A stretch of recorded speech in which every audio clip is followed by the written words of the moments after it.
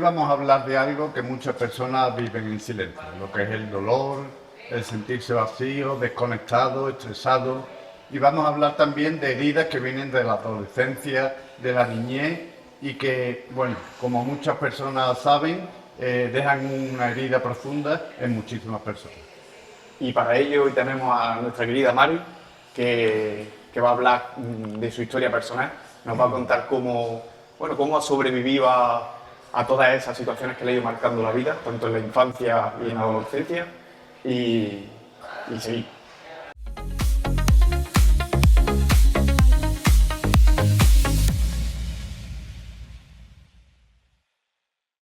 Mari, bueno, buenas tardes, muchas gracias por estar aquí sentada con nosotros. La verdad que te lo agradecemos de corazón porque sabemos que esto hay que ser valiente y es un esfuerzo. Y bueno, para empezar nos gustaría que nos contaras cómo te sientes, cómo estás ahora mismo, cómo a la hora de pensar un poco en la vida que tú has tenido y lo que tú has sufrido, cómo lo ves tú ahora mismo. Pues ahora mismo, si te digo la verdad, cuando pienso en todo lo que yo he vivido atrás, yo digo que no sé cómo estoy viva. Entonces, pues nada, ahora mismo estoy sostenida, intentando seguir poco a poco las pautas que hemos estado trabajando, intentando de darme prioridad un poquito a mí, de buscar mis huecos, mis espacios. Ustedes ya sabéis que cuando yo llegué, la primera vez que hablé con ustedes, que yo llamé a Vicente y le dije: Vicente, por favor, necesito hablar con ustedes porque estoy saturada. Y llegué allí y cuando os empecé a contar, vuestra cara era de asombro, como diciendo: ¿cómo podías estar sosteniendo todo esto?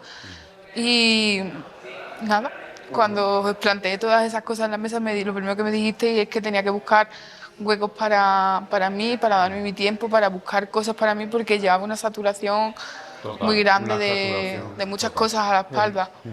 Por eso, eso que has dicho es clave, sobrevivir, ¿no? Y ahora nos vas a contar un poco acerca de tu historia, le vamos a dar mucha visibilidad. Muchos problemas, muchas situaciones que al final, Mari, se dan más de lo que nosotros creemos y se habla poquito, ¿vale? De todas maneras, vamos a empezar un poquito por tu infancia. ¿Cómo recuerdas tu infancia? ¿Fuiste una niña feliz? ¿Cómo era un poco tu entorno? Cuéntanos un poquito acerca de esto. Yo sí que era una niña feliz, sí que es verdad que siempre he echado de menos el tema de tener una hermana, una prima, pues yo vivía rodeada de niños, mi hermano, mis primos, y sí que es verdad que en ese aspecto siempre me sentí como un poquito más desplazada porque yo no tenía una niña como tal, como quien jugar. Sí que es verdad que mi hermano y mis primos pues hacían su grupito y yo sí que me quedaba un poquito ahí más solita. Pero después de todo yo recuerdo una infancia feliz con mis padres, mis padres nos llevaban a todos lados. Yo más o menos recuerdo una infancia feliz. El problema vino un poquito más adelante, cuando yo ya entré en el instituto y sí que ahí lo pasé un poquito peor. Vale. Antes de entrar un poco en ese momento de tu adolescencia, la Mari actual, la Mari de ahora, un poquito antes de que tú empezaras a pedirnos ayuda a nosotros, ¿cómo estabas? ¿Cómo funcionabas en tu día a día? ¿Cómo te relacionabas con los demás? ¿Cómo afrontabas tú? ¿Cómo estabas tú? Yo, la verdad que en mi día a día no me daba tiempo mucho a relacionarme con los demás, porque yo mi día a día era como un motor. O sea, yo era boom, boom, una cosa a otra. Yo me levantaba por la mañana, llevaba a mi niña al cole, venía a casa, me iba al gimnasio, limpiaba, hacía la comida, volvía a por mi niña, llevaba a la extraescolar. O sea, que era un cúmulo de cosas que a mí, sinceramente, a sentarme conmigo misma y a hacer cosas para mí no me daba tiempo. Yo era como que me cargaba todo para mí y no tenía tiempo Para ti, tú para no mí, tenías exactamente, tiempo para no ti, tenía tiempo. era emplear todo el tiempo para afuera, Sí, para los demás. digamos. exactamente. Sí. Que eso al final también nosotros hemos ido descubriendo poco a poco, que es una consecuencia precisamente de todas esas heridas emocionales que tú llevas arrastrando desde ahí, ¿no? Es verdad que ya comentas que un poquito sí que en la infancia tuviste como un poquito esa carencia a nivel emocional, ¿no? Un poco de a lo mejor sentir como cierto respaldo, como cierto grupo de unión en la que tú te pudieras sentir un poco, bueno, pues, comprendía, que podías soltar tu, hablar, ¿no? Ahí tú ya empezaste a sentirte un poco más desplazada, ¿no? Sí. Si quieres, cuéntanos un poco ya a partir de Pues- qué pasa en esa adolescencia, Mari. Pues en esa adolescencia yo sí que es verdad que en ese tramo todo el mundo pues un poquito más rebelde. Y en esos momentos pues en la familia siempre como que te llevas un poquito más peo con los padres, discutes más, entonces lógicamente como que en casa yo sabía que no me entendían. No es que no me entendieran, sino que yo en ese momento pues tenía otro carácter diferente. Entonces yo intentaba refugiarme en mis amigos, pero es que yo sentía que algo tampoco funcionaba bien en ese momento en el instituto, entonces no, como que no terminaba de encontrar mi sitio. Que no terminabas de encajar, ¿no? No terminaba de encajar en ningún lado. Yo me acuerdo de comentarios de a veces el problema vas a ser tú y no van a ser tus amigos, porque como que no encajas en ningún lado. Y yo sentía que yo, a medida que lo daba todo, porque yo era una persona que, como para pretender, que eso lo he entendido luego al pasar de los años, ¿no? Para que me aceptaran, yo daba. Yo daba mucho, para pretender que me aceptara todo el mundo. Pero ni aún así. Entonces yo decía, el problema lo tendré yo. Es como que aprendiste desde pequeñita, ¿no? Como si yo doy mucho, así me van a querer, ¿no? Exactamente, era eso. Entonces yo decía, digo, a ver si el problema lo voy a tener yo. Entonces yo daba y no recibía, al revés, recibía cosas malas siempre. No ten- ¿Qué había ahí? ¿Qué cosas malas había ahí? Pues malas palabras, amenazas, no sé, cosas muy feas, cosas muy malas. No había un día que no se rieran de mí, no había un día que no llegara a clase y no me miraran la etiqueta de la ropa, a ver si la llevaba de marca o no. Muchas amenazas, muchas... Estamos hablando de una niña de unos 13, 14, 15 De unos años. 14 años, sí, yo me acuerdo, 14 estaba años. perfectamente en tercero de la ESO cuando me pasó todo eso. Entonces yo le cogí mucho miedo al instituto. Yo le cogía mucho miedo al instituto. Yo todos los días le decía a mi madre, mamá, es que no quiero ir al instituto. Yo todos los días estaba mala. Un día estaba mala con una cosa, otro día estaba mala con otra. Yo no quería ir. O sea, yo me acuerdo que mi madre me decía, vete al instituto. Y yo llegaba antes que mi madre muchas veces a casa. Yo no quería ir. Huir de ahí. Sí, un bloqueo horrible. Un Sistema bloqueo nervioso, todo, ¿no? a tope. Activado. A tope. Además, sí es verdad que eso, ya sabiendo todo lo que tú has vivido y habiéndolo hablado y habiéndote tratado como tú te has tratado, tú entiendes ya lo que te pasó, pero en ese momento, Yo es que en ese una momento niña no- de 14 años no sabe lo que le Ese está era el pasando. problema, que yo en ese momento no sabía qué pasaba. Yo decía, sí, ¿por qué? Porque tú Porque a incluso- otras amigas se incluyen y la tratan bien, y porque yo siempre soy como el desecho. Yo era como el desecho, porque yo siempre soy... Te llegas incluso a culpar a ti o Claro, buscar muchísimo, los fallos que hay. ¿Qué muchísimo. fallo hay en mí que yo no encajo en esta situación? Exactamente, muchísimo. Yo, por ejemplo, a mí me gustaba la ropa que otras amigas utilizaban y yo esa ropa la tenía prohibido utilizar. Yo decía, pero es que yo me gusta esta sudadera, pero es que no te la podéis comprar. Eso es duro. ¿Por qué? ¿Por qué? Y mi madre me decía, Mari, pero es que esta sudadera es muy bonita, cariño. Es que no me la puedo comprar, mamá. Es que no me la puedo comprar. Por miedo a represalias. Claro, hasta que mi padre un día se dio cuenta. Fue mi padre el que se dio cuenta, que lo vio por el ordenador las amenazas que me estaban dando. Y a partir de ahí ya se movilizó todo. Fue mi madre quien lo movilizó todo. Pero claro, eso venía de la mano de otras muchas consecuencias que ya me habían afectado. Por eso nosotros queremos darle un poco la visibilidad precisamente al bullying, que cuesta mucho hablarlo, porque a ti, ¿cómo te hacía sentir cuando tú estabas en esa situación? O sea, te costó mucho hablarlo, que al final saldrá esto, pero tú te sentiste muy mal. Yo muy mal. Yo muy mal. Y sí que busqué como un refugio, que me he arrepentido 1000 veces de buscarlo, porque yo, si fuera a día de hoy, yo hubiera pedido ayuda mucho antes, pero tampoco lo sentía, tampoco sabía qué estaba pasando. Y mi refugio en ese momento pues fue la comida. Yo pensaba que dejando de comer, estando más delgada, me iban a aceptar más. Entonces pues eso iba una cosa detrás de la otra. Yo dejaba de comer, cuando tenía hambre me hartaba de comer, después vomitaba y así fue una cosa tras de la otra.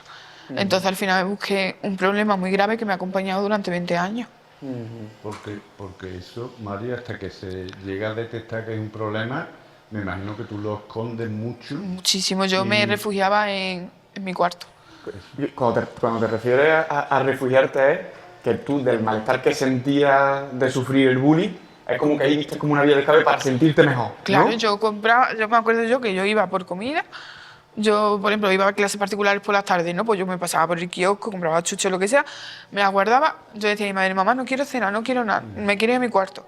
Yo me acuerdo que yo tenía mi tele en mi cuarto, yo veía mi serie o que sea, yo comía mis cosas, después salía al cuarto de baño, vomitaba y me dormía. Y esa era mi cueva, mi refugio. Yo estaba todo el día metida en el cuarto, llorando. Es que podemos decir realmente que en este caso, Mari, tú utilizas la comida como cualquier persona adicta puede utilizar el alcohol, la droga, digamos, que para anestesiar un poco Ese dolor. ese Sí. dolor y ese sufrimiento. Exactamente.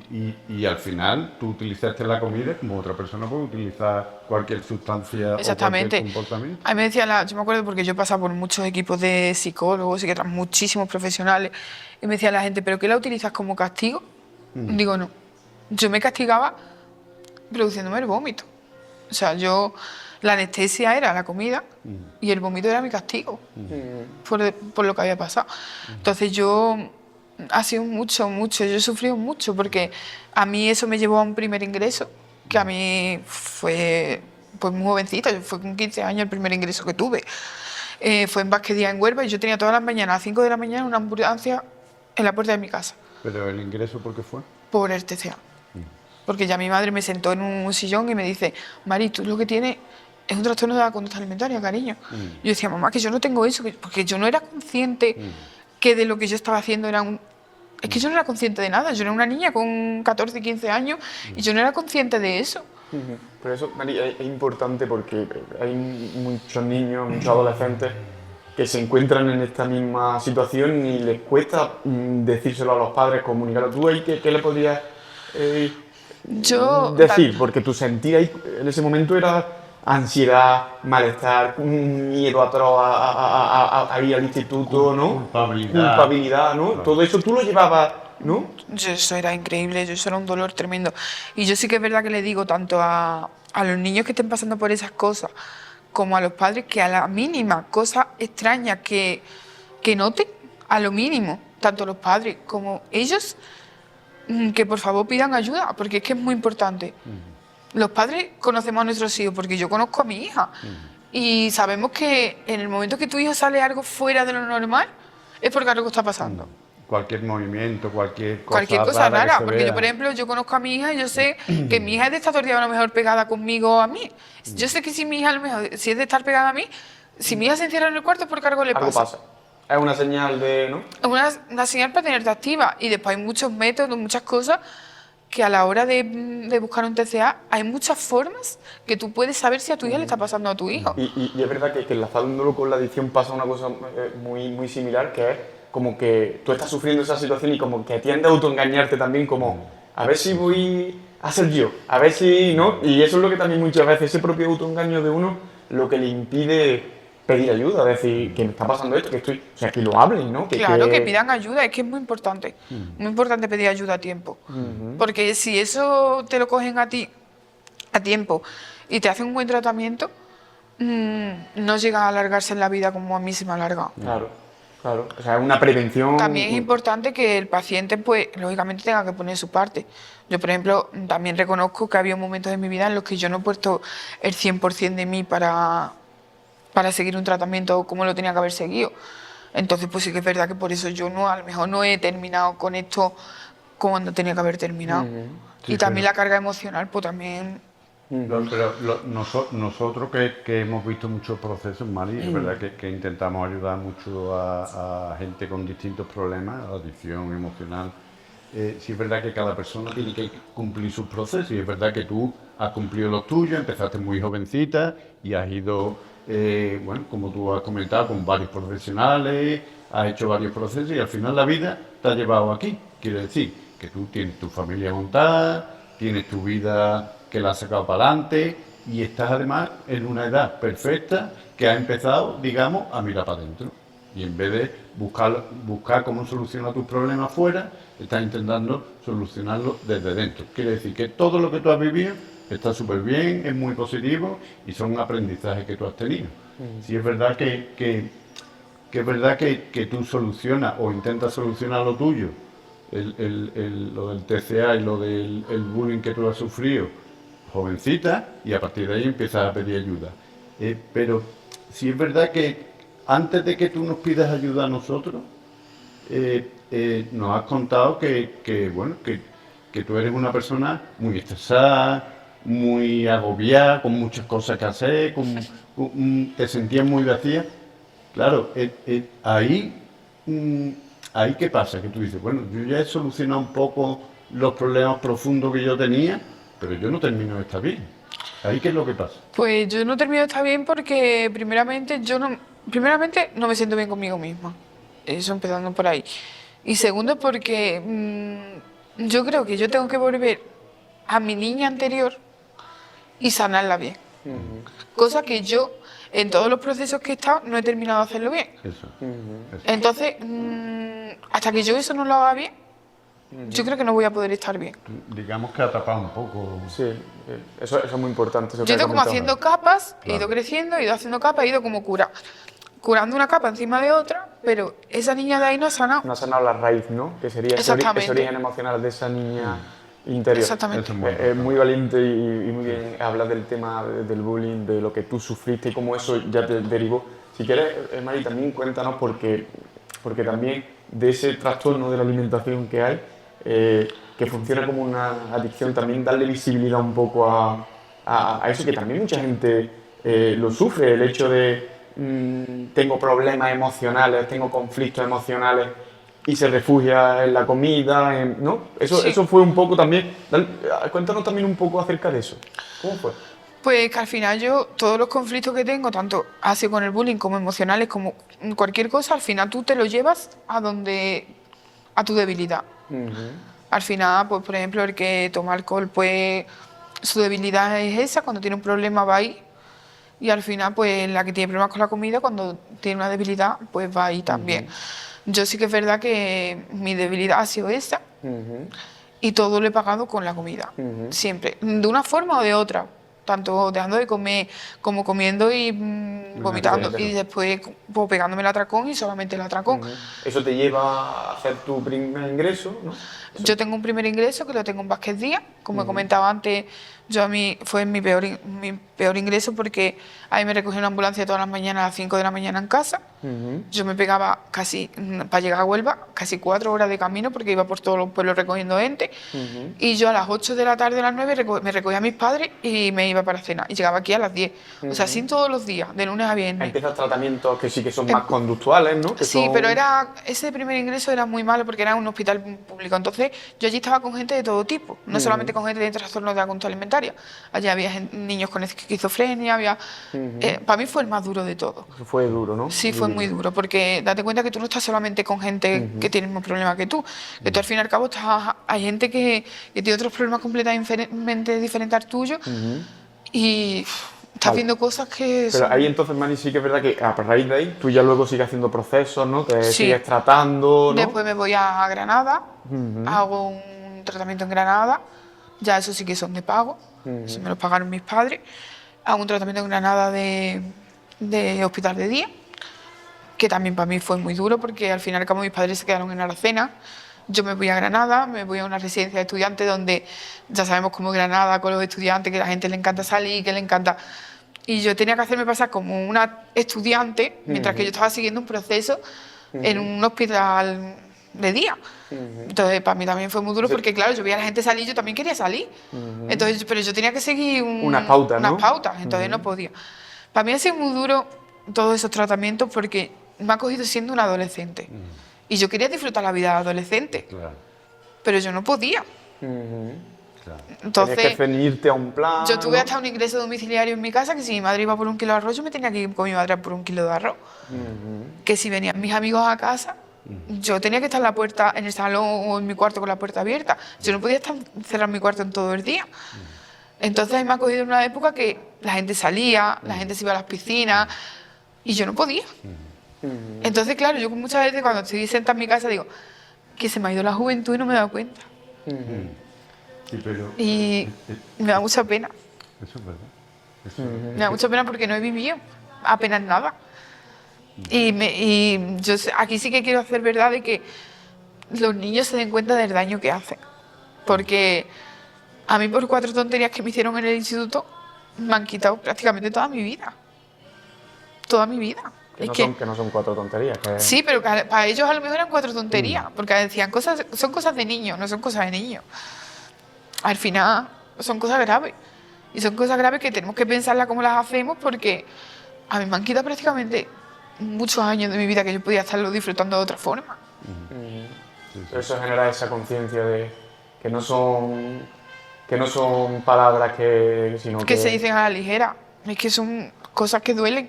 Y que afectan vida y que cambian vida y cambian el recurso. Y que a lo mejor se lo dicen a otra persona que es más fuerte y a lo mejor a esa persona pues no le afecta. Pero a lo mejor se lo hacen a una persona como yo y le hunden la vida. Evidentemente los niños lo hacen sin ninguna intención y no son conscientes del daño que pueden hacer, pero al final es lo que tú dices, que hunden la juventud de una persona y después cuesta mucho trabajo remontarla. Pero tú te tienes que valorar mucho, Mari, el esfuerzo que tú has hecho, porque lo que tú has sufrido es a consecuencia del bullying, has sufrido un trastorno grave. Muy grave. Un trastorno grave que ha habido que tratarlo, ha habido que emplearse a fondo y bueno, sí es verdad que a día de hoy, a nivel emocional, tú tienes un trabajo que está en proceso, que tienes que terminar de hacer, pero que lo estás haciendo, pero que tu trastorno lo tienes controlado, estás recuperado y te tienes que valorar mucho y darte muchos besitos a ti misma, que eres una campeona. Sí. Y bueno, es una situación que es complicada, es dura. Sí que es verdad que en estos tratamientos tú te ordenas más conductualmente, más cognitivamente, ves las cosas más claras, que hoy en día es verdad que tienes una vida. Pero vamos a hacer un poquillo hincapié en esa importancia que tiene, porque es un poco lo que tú vienes también a impulso a hacer un poco más con nosotros, que sería un poco, vale, yo ya llevo una rutina, tengo mi familia, tengo mis cosas, pero claro, hay algo dentro de mí todavía que no me permite estar bien, ¿no? Sí. Y es esa parte que sí que queda un poquito pendiente, que tú estás en proceso, estás en tratamiento, estás vinculado con nosotros, que era sanar esa raíz, ¿no? Esa niña, esa adolescente interior que ya se quedó ahí dañada, ¿no? Herida. Que se quedó herida. Yo vengo a ustedes porque yo noto que yo me levanto todas las mañanas con un dolor en el estómago que no puedo más. Y yo sé que hay algo que me impide el poder avanzar. Y cuando llego a ustedes y os planteo todos los problemas, directamente os vais a mi niña interior. Y es verdad, es eso. Es mi niña interior, que está dañada y que no la hemos podido sanar correctamente. Y desde ahí pues me vienen a mí todos mis problemas. De hecho, cuando yo me pongo a pensar en algún problema, yo me voy a mis problemas de la adolescencia. Como que revive esos estados emocionales una y otra vez, ¿no? Exactamente, es donde yo me noto el daño. Claro. Es donde yo me noto el daño. Es que es ahí. Y además que lo explican muy bien, Mari, lo tienen muy interiorizado. Ahí es donde hay que hacer el trabajo. Exactamente, porque es donde yo estoy peor, donde yo me encuentro peor. Y muchas veces el sentirme agobiada, el sentirme que no puedo más, el sentirme que llega al final del día y no puedo más, se me recuerda a esos momentos en el que llegaba al final del día y yo solo quería dormir y porque no podía más.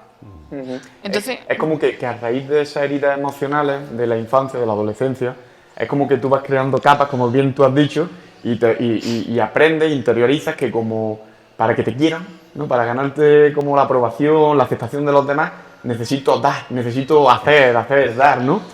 Y a raíz de ahí nosotros vamos detectando un poco ese patrón, ¿no? Que tú ya también incluso lo tenías bastante claro. Y el tú, para tú sentirte válida y para tú sentirte digna, digamos, en esta vida, tú tienes que dar el 300%. Y es que eso es mentira, ¿vale? Eso es lo que nosotros estamos trabajando contigo, que tú tienes que dar lo tuyo. Si hay días que te lo tienes que tomar más calmado, más de descanso, sin tener que producir y sin tener que exigirte tanto, no pasa nada. Y como ustedes me habéis dicho, tengo que aprender a decir que no. Porque ese también es otro gran problema mío. Tan fácil y tan difícil, ¿verdad? A mí me cuesta mucho trabajo. Que cuando tú precisamente aprendes a decir que no, empiezas un poco a parar ese ritmo de tanto dar, de tanto...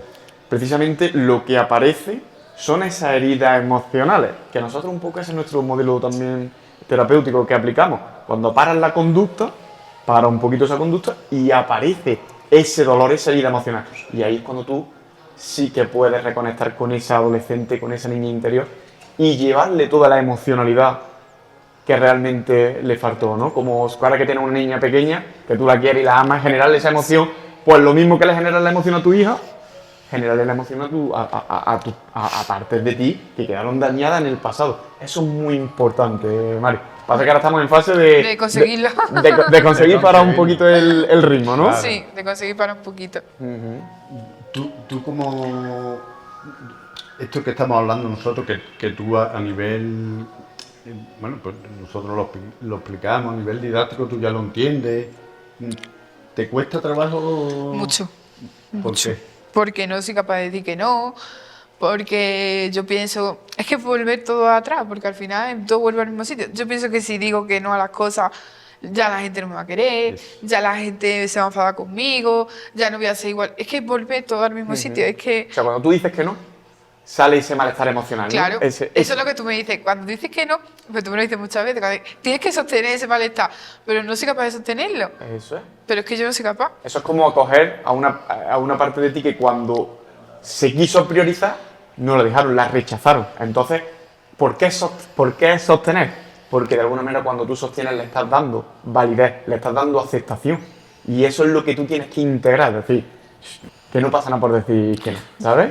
Lo que pasa es que eso cuesta, porque Ya. hay un mecanismo de aprendizaje Es que son muchos años haciendo lo mismo. Un programa y un patrón que tú tienes muy automatizado. muy Claro, por eso automatizado. tantos años haciendo lo mismo. Pero que tú sepas que tú ya dices que no, en muchas ocasiones. Que te cuesta trabajo, vale, pero que tú ya vas diciendo que no y lo vas empezando a sostener. Lo que pasa es que esto es verdad que todavía, Mari, nos queda rematar la Nos queda faena mucho, nos queda mucho.